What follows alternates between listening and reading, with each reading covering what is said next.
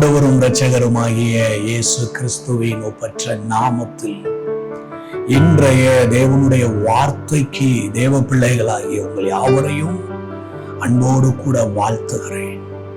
யோபுவின் புத்தகம் 37வது அதிகாரம் 5வது வசனம், நாம் கிரகிக்க கூடாத பெரிய காரியங்களை அவர் செய்கிறார். இன்றைக்கு நம்முடைய வாழ்க்கையில நாம் கிரகிக்க கூடாத பெரிய காரியங்களை தேவன் செய்வதற்கு வல்லவராக இருக்கிறார். 1 சாமுவேல் 17வது அதிகாரம் 45வது வசனத்தின் கடைசி பகுதி சொல்லுகிறது, கர்த்தரின் நாமத்தில் உன்னிடத்தில் வருகிறேன். இன்றைக்கு தாவீது இந்த பெரிய கோலியாத்தை மேற்கொள்ளுவதற்கு, கோலியாத்தினுடைய போராட்டத்திலிருந்து வெற்றி பெறுவதற்கு தாவீது பயன்படுத்தின ஒன்று, அவன் கோலியாத்தை பார்த்து சொல்லுகிறான், இதோ கர்த்தருடைய நாமத்தினால் நான் உன்னிடத்தில் வருகிறேன். தாவீது கர்த்தருடைய நாமத்தை சொல்லி கோலியாத்தை எதிர்கொள்ளும் பொழுது, கோலியாத்தை வீழ்த்துவதற்கு அவன் பயன்படுத்தின வார்த்தைகளில் ஒன்று, நீ பட்டயத்தோடு வருகிறாய், கேடகத்தோடு வருகிறாய், நானோ கர்த்தருடைய நாமத்தினாலே வருகிறேன். இன்றைக்கு உங்க வாழ்க்கையில கிரகிக்க கூடாத பெரிய காரியத்தை ஆண்டவர் உங்களுக்கு செய்யணும்னா கர்த்தருடைய நாமத்தை பயன்படுத்துங்கள். தாவீது கர்த்தருடைய நாமத்தை பயன்படுத்தி, கர்த்தருடைய நாமத்தை சொல்லி, கர்த்தருடைய நாமத்தை தன்னுடைய நாவினாலே அறிக்கையிட்டு, தனக்கு எதிராக வந்த கோலியாத்தை, தனக்கு எதிராக வந்த சத்துருவை, தனக்கு எதிரிட்டு வந்த சத்துருவை மேற்கொண்டு வீழ்த்தி ஜெயத்தை பெற்றுக் கொண்டார்.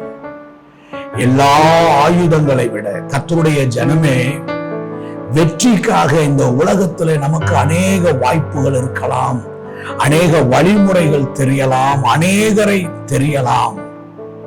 ஆனால் நீங்கள் வெற்றிக்காக பயன்படுத்த வேண்டிய ஒன்று, உங்கள் வாழ்வின் ஆசீர்வாதத்திற்காக, விடுதலைக்காக, அற்புதத்திற்காக நீங்கள் பயன்படுத்த வேண்டிய ஒன்று கர்த்தருடைய நாமம்.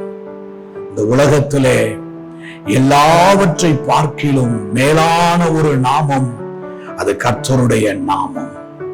நீங்க கர்த்தருடைய நாமத்தை சொல்லி செயல்படும் பொழுது, கர்த்தருடைய நாமத்தில் இருக்கக்கூடிய வல்லமை உங்களுடைய வாழ்க்கையில வெளிப்படும். நீங்கள் கர்த்தருடைய நாமத்தை உங்கள் நாவினால் அறிக்கையிட்டு உங்களுக்கு எதிரான காரியங்களை மேற்கொள்ள நிற்கும் பொழுது கிரகிக்க முடியாத அற்புதங்கள் நடக்கும். தாவீது கர்த்தருடைய நாமத்தை சொல்லி கவனிலே ஒரு கூழாங்கல்லை வைத்து, கர்த்தருக்கு ஸ்தோத்திரம், அவன் தனக்கு எதிரான அந்த யுத்தத்திலே எதிரிட்டு வந்த பொழுது ஆச்சரியமான, கிரகிக்க முடியாத ஒரு அற்புதம், ஒரு விடுதலை அங்கே கிடைத்தது. கோலியாத் விழுந்து போனான். தாவீது கர்த்தருடைய நாமத்தினாலே அந்த கவனிலே கூழாங்கலை வைத்து அவனுக்கு எதிராக வீசின பொழுது, அவனுக்கு எதிரிட்டு நின்ற பொழுது கோலியாத் வீழ்ந்து போனான். இங்கே பட்டயம் ரட்சிக்கவில்லை, ஈட்டி ரட்சிக்கவில்லை, கேடகம் ரட்சிக்கவில்லை, கர்த்தருடைய நாமம் ரட்சித்தது. கர்த்தருடைய நாமம் விடுதலை தந்தது. கர்த்தருடைய நாமத்தோடு வந்தவன் வெற்றி பெற்றான். கர்த்தருடைய நாமத்தை சொல்லி அறிக்கை செய்தவனுடைய வாழ்வில் கிரகிக்க முடியாத பெரிய காரியம் நடந்தது. இன்றைக்கு நீங்கள் உங்கள் வெற்றிக்காக பயன்படுத்தக்கூடிய வார்த்தை எது? இன்றைக்கு நீங்கள் உங்கள் வெற்றிக்காக பயன்படுத்தக்கூடிய பொருள் எது? இன்று நீங்கள் உங்கள் வெற்றிக்காக பயன்படுத்தக்கூடிய நபர் யார்? ஆண்டவருடைய வார்த்தை சொல்லுகிறது. சங்கீதம் 33வது சங்கீதம் 16வது வசனம், எந்த ராஜாவும் தன் சேனையின் மிகுதியினால் ரட்சிக்கப்படான், சௌரியவான் தன் பலத்தின் மிகுதியால் தப்பான். ரட்சிக்கிறதற்கு குதிரை விருதா?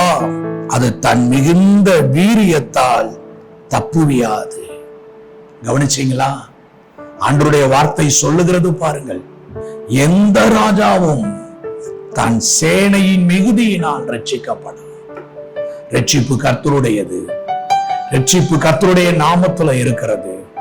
அற்புதமும் கிரகிக்க கூடாத பெரிய அதிசயமும் பெரிய காரியங்களும் கர்த்தருடைய நாமத்தில் இருக்கிறது. இன்றைக்கு உங்கள் வாழ்க்கையில கர்த்தருடைய நாமத்தை பயன்படுத்துங்கள். கர்த்தருடைய நாமத்தை அறிக்கையிடுங்கள். கர்த்தருடைய நாமத்தை சொல்லுங்கள். கிரகிக்க முடியாத பெரிய காரியங்களை உங்கள் வாழ்க்கையில நீங்கள் பார்ப்பீர்கள்.